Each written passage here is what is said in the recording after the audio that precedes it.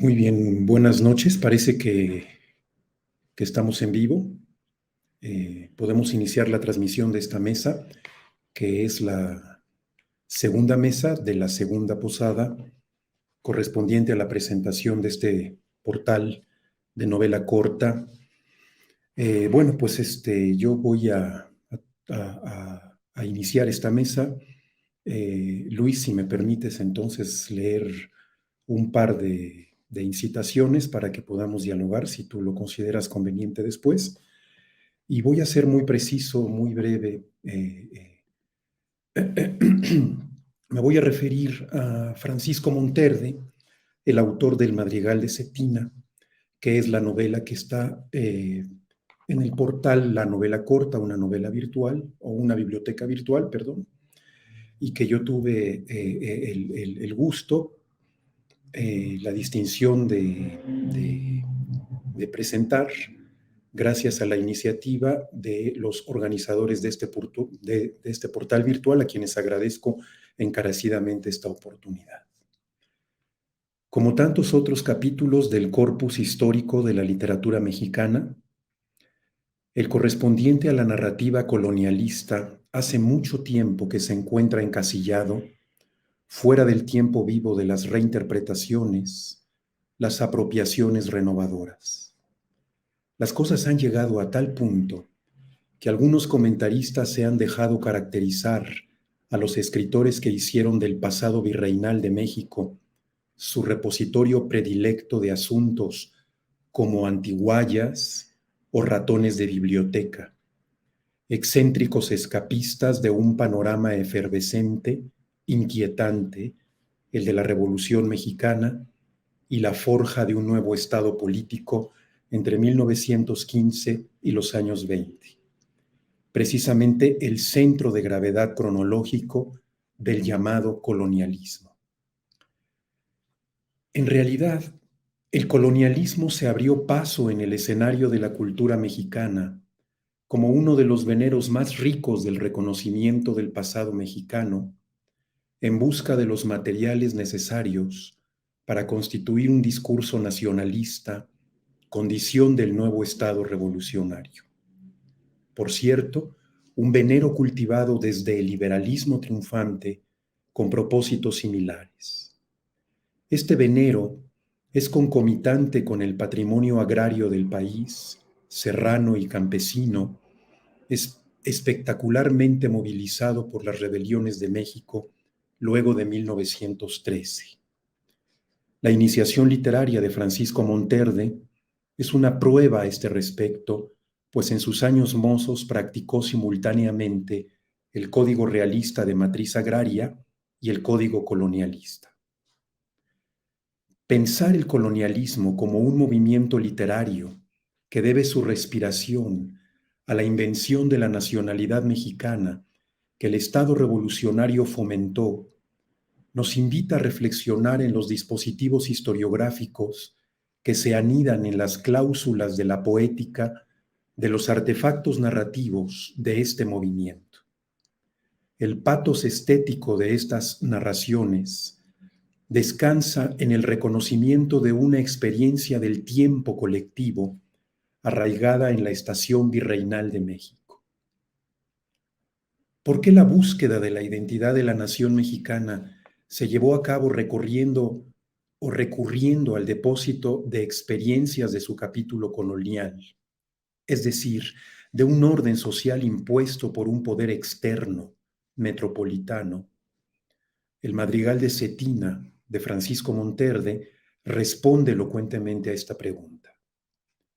Monterde es depositario de una comunidad de hombres de letras y eruditos que a lo largo de todo el siglo XIX cultivaron un saber especializado que se proponía el reconocimiento de las bases de la nación mexicana, las bases de una comunidad transhistórica, heredera de la autonomía, específicamente hispano-india, cuyas huellas estos eruditos y hombres de letras se propusieron documentar. Por cierto, uno de los personajes más conspicuos de esta tradición del conocimiento fue tío materno de Francisco Monterde, Joaquín García y Casbalceta. Ya desde el patriotismo criollo y la epistemología patriótica del último tercio del siglo XVIII, se advierte esta corriente no solo historiográfica, sino literaria. Quienes en el siglo XIX prolongaron este afán de conocimiento y representación literaria, de Carlos María de Bustamante a Luis González Obregón, transformaron paulatinamente la erudición patriótica del criollo en patriotismo liberal primero y finalmente en nacionalismo mexicano. El colonialismo es legatario de esta corriente, en cuyas aguas se distinguen especies tan prestigiosas como México a través de los siglos, el Libro Rojo o las galerías de mexicanos prominentes sobre cuyo basamento Francisco Sosa erigió su singularidad literaria. Las ficciones literarias del colonialismo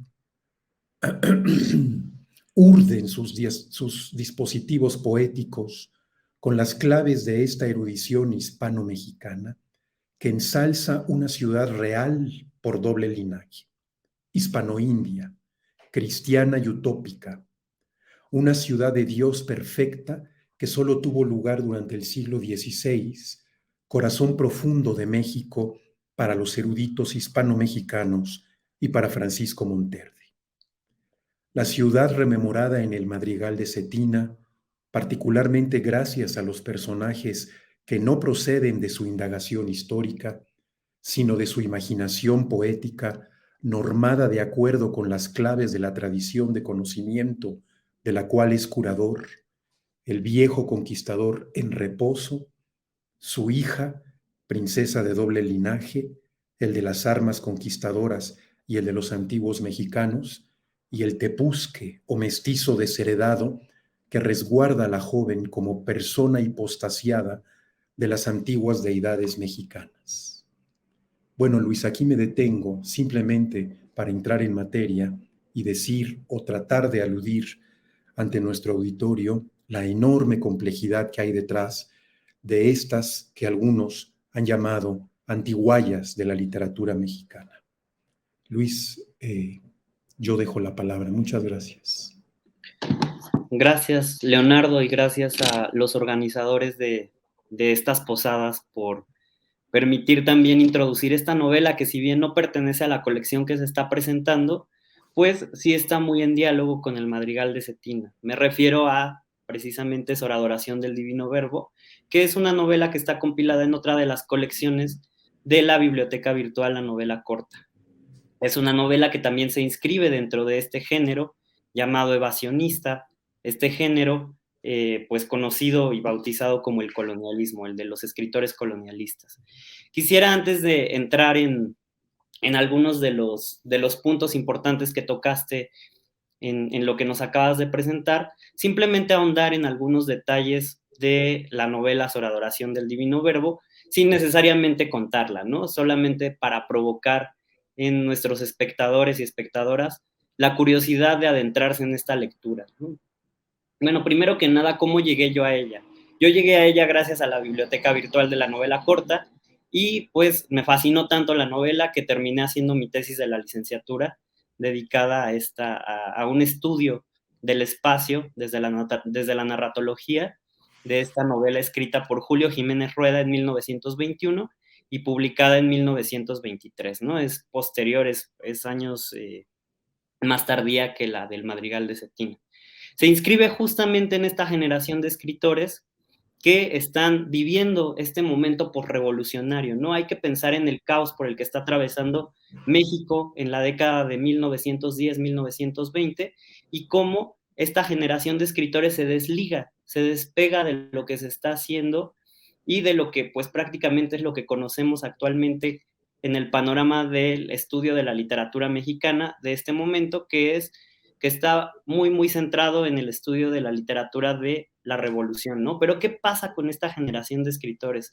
¿Por qué invitar a nuestras espectadoras y a nuestros espectadores a leer justamente en 2021 estas novelas que están regresando a un pasado, ¿no? O sea, ¿por qué en 1920 a este grupo de escritores le interesa volver a escribir o le interesa retomar el tema de la colonia, el tema del virreinato, ¿no? O sea, si ya pasamos por todo este tambaleante siglo XIX, este siglo de búsqueda de una identidad nacional, de una búsqueda por forjar la nación, porque justamente en la década de los 10, de los 20, estos escritores regresan a esos 3 siglos de la colonia, ¿no? Entonces, bueno, un poco para ambientarnos, Sobre Adoración del Divino Verbo, a diferencia del Madrigal de Cetina, pues se va a ubicar ya para el siglo XVIII, ¿no? O sea, vamos a estar ubicándonos en 3 escenarios concretos: el campo, la ciudad y el convento. Y así es como está dividida la novela. La novela está dividida por capítulos y la novela está dividida en 3 grandes partes que Julio Jiménez Rueda bautiza de esta forma, espacialmente, como el campo, la ciudad y el convento. La trama es muy sencilla, ¿no? Sobre Adoración del Divino Verbo, pues tiene ese nombre precisamente porque la protagonista, llamada Clara Isabel, termina profesando en el convento y toma ese nombre, ¿no? De Sobre Adoración del Divino Verbo. ¿Y de qué trata en concreto? En 3 palabras podemos decir que Clara Isabel vive en un escenario bucólico en el campo, en San Juan de los Reyes, tiene una vida ideal, una vida muy ligada a la religión, vive con su padre en una alquería y todo prácticamente marcha de forma muy tranquila hasta que un día una procesión irrumpe en la alquería. Es una procesión que está encabezada por el virrey y por su esposa, que luego de un conflicto caen ahí porque la virreina pues enferma y la única manera de curarse es detenerse en ese tempestuoso camino y pues Clara Isabel y su padre son los encargados de hospedarlos hasta que la virreina se recupera. En agradecimiento, los virreyes lo que hacen es llevarse a Clara Isabel y a su padre a la ciudad, ¿no? Clara Isabel se convierte en dama de la corte de la virreina y prácticamente ahí empieza toda su tortura, ¿no? En este tránsito del campo a la ciudad. Vemos muchas de las herencias de la literatura realista, de la literatura modernista de finales del siglo XIX, estos tópicos tan recurrentes como van a ser el tránsito del campo a la ciudad, y pues bueno, ahí empiezan todas estas peripecias que va a atravesar Clara Isabel, de las que no cuento más para que, bueno, ustedes se adentren en la novela. ¿Qué es lo interesante? Bueno, hay 1000 cosas interesantes en esta novela por las que yo caí profundamente enamorado. Es una novela corta que, si bien en un principio no fue calificada por el mismo autor como novela, pues ya más adelante él mismo sí la autodenomina novela, ¿no? A su obra. Fue una pieza que en los años 20 fue llevada al teatro, fue una pieza que en su edición, en su primera edición, en 1923, fue ilustrada, y pues eso nos habla también de este vínculo tan estrecho que existe entre la literatura colonialista y otras artes, ¿no? Es una novela sumamente visual, es una novela que se puede estudiar desde la intermedialidad, precisamente por esos roces que tiene con la arquitectura, con la ebanistería, con la pintura, en fin, tiene una serie de trazos que se van entrelazando con otras artes precisamente por ese carácter tan visual que tiene la obra. Y el tercer punto que yo quisiera recalcar de esta obra, que la vuelve sumamente interesante y también al mismo tiempo sumamente misteriosa, son los lazos que tiene con la vida de Sor Juana Inés de la Cruz, ¿no? Desde finales del XIX, estas figuras que estuvieron oscurecidas durante mucho tiempo, como va a ser el caso de Sor Juana Inés de la Cruz, empiezan a ser recuperadas y empiezan a ser retomadas. Se empieza a desmitificar esa idea de un barroco oscuro, esa idea de un periodo colonial en el que no pasó absolutamente nada, y se retoman estas figuras, ¿no? Y entre ellas va a estar el caso de Sor Juana Inés de la Cruz, que va a ser retomada por escritores como Amado Nervo y como el mismo Jiménez Rueda, ¿no? Quien va a escribir un trazo biográfico de Sor Juana Inés de la Cruz, y también va a escribir otras piezas que van a anteceder a Sobre Adoración del Divino Verbo, ¿no? Entonces, ya desde las primeras páginas ilustradas bellamente, cabe recalcar que el facsímil está también presente en el portal de la novela corta. Nosotros podemos consultar la nueva edición del 2012, pero contrastarla con el facsímil original de 1923 y ver las bellas ilustraciones que acompañan a esta obra, ¿no? Ya desde el frontispicio, desde la primera página, tenemos estas columnas estípite muy dieciochescas, estas guardamalletas, todos estos elementos que nos remiten a la arquitectura colonial mexicana, y que nos anuncian que es una obra ofrendada a Sor Juana Inés de la Cruz, ¿no? Entonces, todos esos vínculos van a ser bien, bien interesantes para establecer que esta generación está volteando al pasado, sí, pero no está volteando al pasado de una forma, como una forma de escape o como una forma de evasión, ¿no? Sino que está respondiendo a un contexto, es una generación que está respondiendo a todo un contexto, no solo en las letras, sino que está conviviendo en una serie de entrecruces que van a tener mucho que ver con literatura, arte, pintura, escultura, etcétera, ¿no? Entonces, simplemente dejarlo como esta invitación para adentrarse a la novela y darse cuenta que pues no son solamente estos, estamos ahorita ejemplificando dos casos de dos autores, pero no solo son dos autores que debemos considerar como anticuarios o evasionistas, ¿no? Sino que van a ser escritores que después de esto van a decantar en otras tareas, en otros menesteres ligados con la historiografía, con la política, con el derecho, pero que van a estar dando respuesta a esta vuelta al pasado colonial, ¿no? Entonces, bueno, ahí me detendría yo para ver qué otras cosas podemos ir dialogando respecto a estos escritores que regresan al pasado en 1920.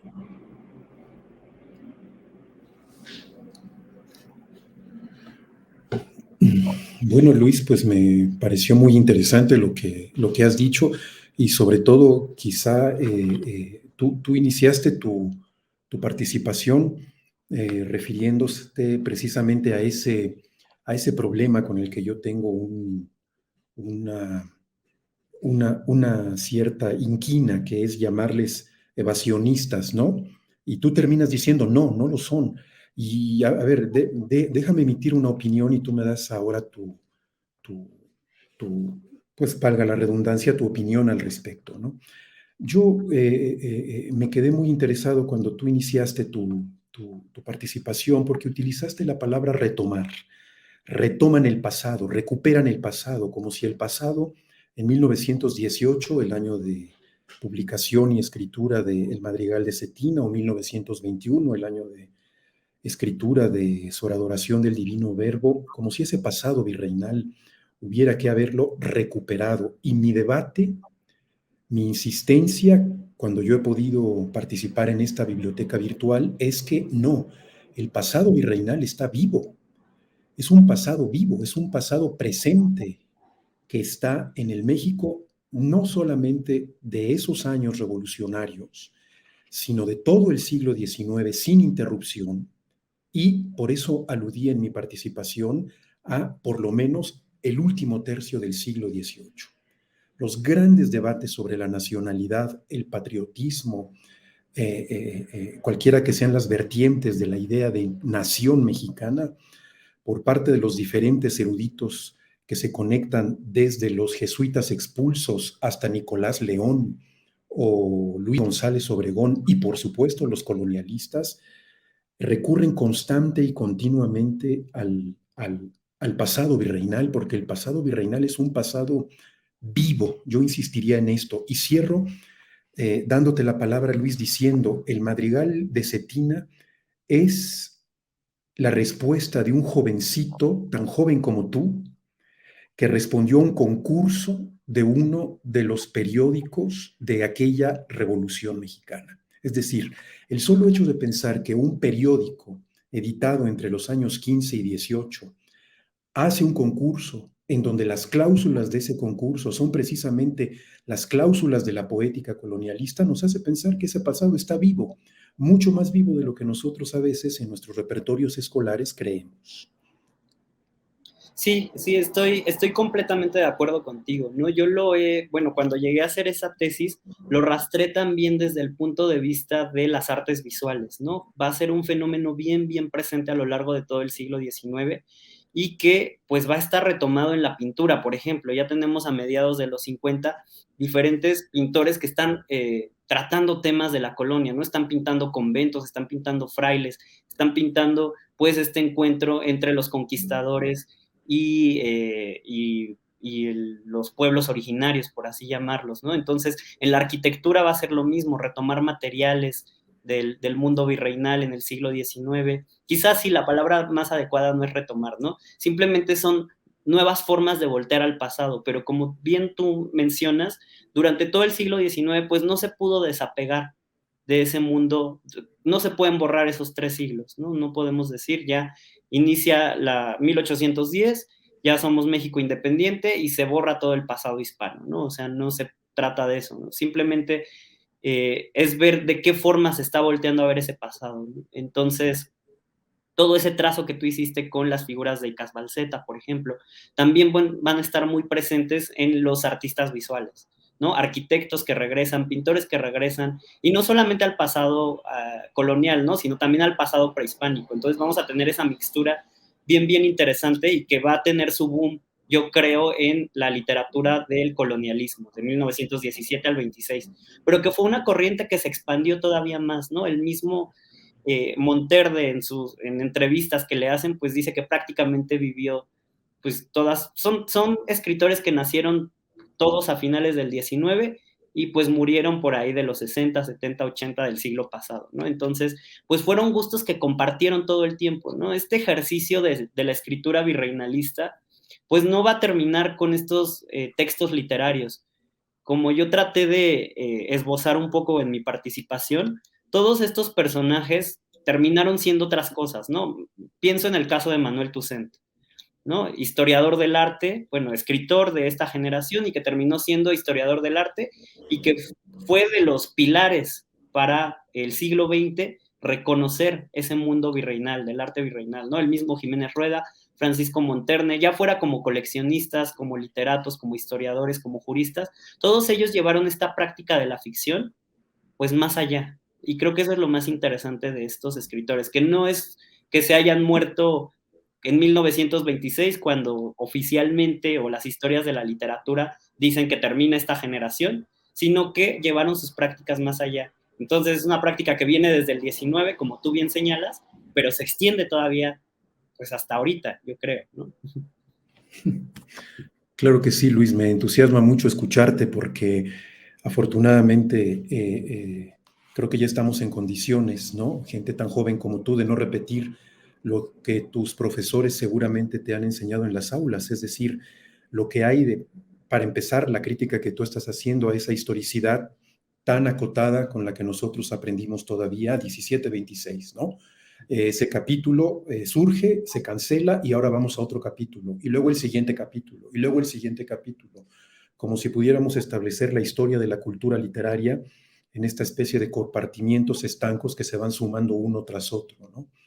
Y por un lado eso, o sea, yo creo que son otras historicidades, son otras duraciones las que hay que plantear a este respecto, y lo que quizá me entusiasma todavía más al escucharte, no sé qué piensas a este respecto, es que cuando piensas en el desarrollo de estas figuras, de su propia vida y su presencia tan central en la cultura del México del siglo XX, es que debajo del llamado colonialismo hay un proyecto político muy intenso, muy sólido, muy, muy fuerte, que es muy difícil comprender cuando nosotros todavía seguimos pensando en la literatura como un compartimiento que debemos distinguir casi puramente del derecho, de la historia, del arte, de la historia del arte, etcétera.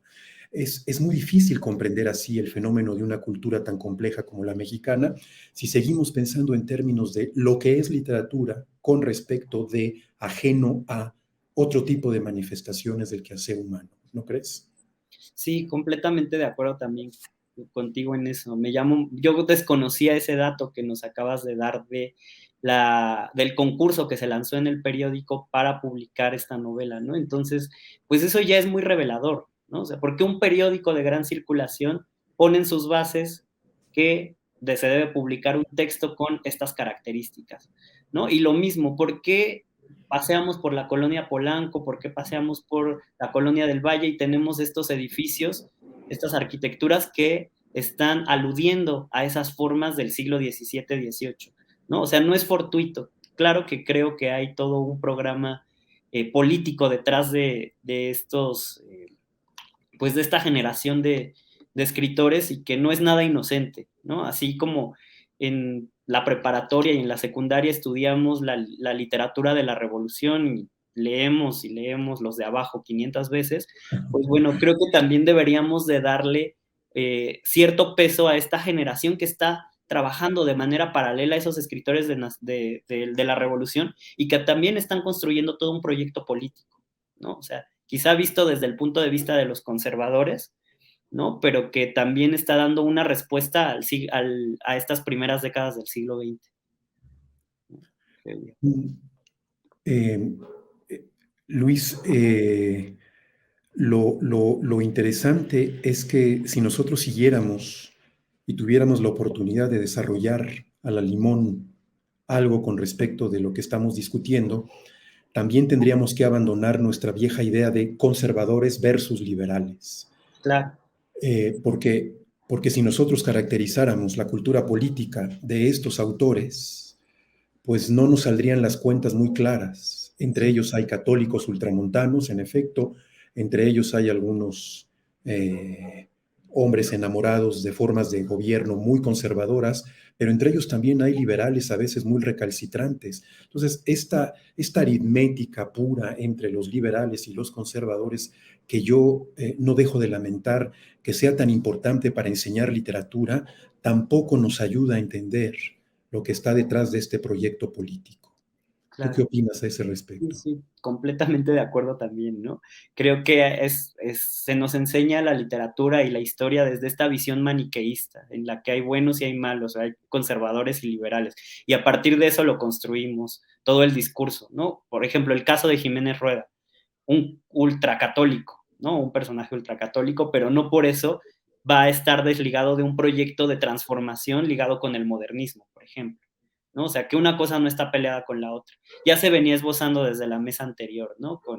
Con estas novelas de finales del 19 modernistas, pero donde están estos tintes ya del colonialismo en los espacios, en la representación de los personajes, en los temas, etcétera, ¿no? Entonces, creo que sí debemos de ir poco a poco, bueno, más poco a poco, más, yo creo que más bien muy acelerado, ir rompiendo estas visiones sí maniqueístas de la historia de México y de la literatura mexicana, que pues van muy enlazadas, pero que sí han causado más enredos que soluciones. Claro, Luis, y parece que tenemos tiempo, entonces no me voy a quedar con esta duda en el bolsillo y a ti, un especialista en su adoración del divino verbo, quisiera hacerte esta pregunta. Mira, tú has hecho un enorme énfasis por la perspectiva que tienes en el siglo XVIII, y no te falta razón al pensar con tu novela en el interés que se tenía por este siglo, pero ahora que la he releído, no sé si tú estás de acuerdo en que es una novela mucho, muy cercana al Madrigal de Cetina, y el eje de la simpatía del narrador implícito en las novelas, tanto una como la otra, es el siglo XVI. Déjame decirte por qué. ¿Qué opinas a este respecto? La alquería, la República de Indios que rodea la alquería, esa especie de utopía bucólica, perfecta, ciudad de Dios, pienso yo, ¿no? Es precisamente el eje de las simpatías del novelista o otras formas de cultura novohispana, que son las correspondientes al siglo XVII y XVIII, irrumpen inesperadamente en la novela y llevan hasta la destrucción a los personajes, al viejo hidalgo, representante, nieto de las armas conquistadoras, a la vieja mujer, bueno, que va a encontrar en la ciudad, piadosa, la misma piedad de la protagonista. Es algo muy parecido a lo que ocurre con el Madrigal de Cetina. El eje es el siglo XVI, como esta ciudad utópica del corazón de la nacionalidad mexicana, que empieza a destruirse precisamente conforme avanza la audiencia, el virreinato, en fin, otro tipo de cosas. No sé cómo ves, bueno, como veo que tenemos poco tiempo, ya me apresuré un poco, pero no sé si he sido claro, Luis, y si tuvieras un comentario a este respecto.